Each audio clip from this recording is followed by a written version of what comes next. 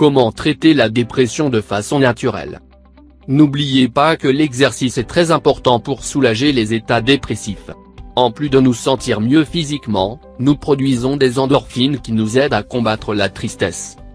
La dépression est un trouble de l'humeur, un état qui se caractérise par un manque d'intérêt, une tristesse profonde et un sentiment de culpabilité qui nous empêche de savourer les plaisirs de la vie quotidienne. Non seulement il faudra traiter cette dépression sous la supervision d'un spécialiste qui nous prescrira le traitement détaillé dont nous avons besoin, mais il sera bon également d'avoir recours à des aliments dont l'action est similaire à celle des antidépresseurs naturels, car ils nourrissent et régulent notre système nerveux, complètent le processus clinique et le renforcent. Nous saisissons aujourd'hui l'occasion pour partager avec vous nos connaissances sur ces aliments et vous donner des conseils utiles pour combattre la dépression efficacement. Les antidépresseurs naturels. Le magnésium que l'on trouve dans les noix, les légumes verts, les avocats. Le tryptophane que l'on trouve dans le cacao. Les acides gras oméga 3 qui proviennent des graines de lin ou des sardines. La vitamine B12 qui est contenue dans les sardines, les œufs et les dérivés du lait. L'acide folique que l'on trouve dans les fruits et dans les légumes verts. Nous pouvons obtenir certains de ces nutriments par la consommation de compléments alimentaires et en suivant l'avis d'un médecin. D'autres aliments sont conseillés comme l'avoine, les pois chiches, les mandarines, les châtaignes et le cresson, ainsi que les graines de courge et de tournesol. Les infusions de millepertuis, de gingembre, de romarin, de réglisse ou d'origan sont également recommandées. Quels aliments sont à éviter? La viande consommée en excès. Les graisses saturées.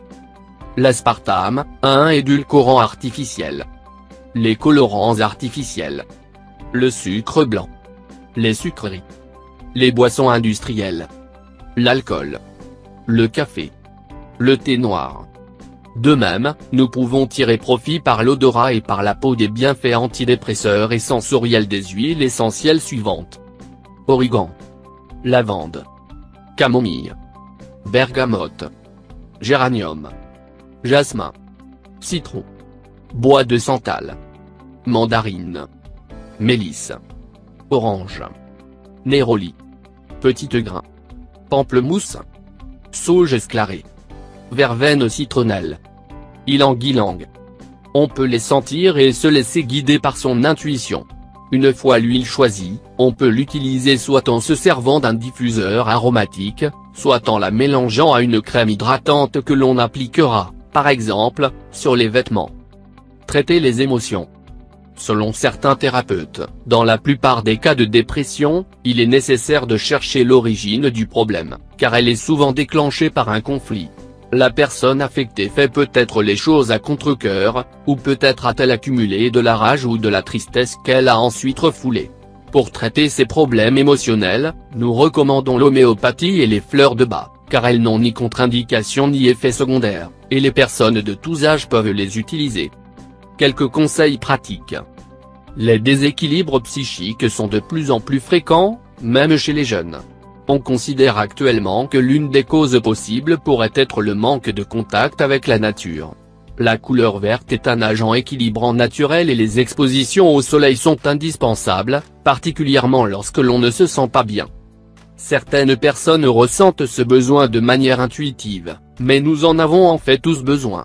Les citadins devraient songer à passer du temps dans un environnement naturel, au moins durant les veilles-camps. Un autre facteur déterminant est la respiration.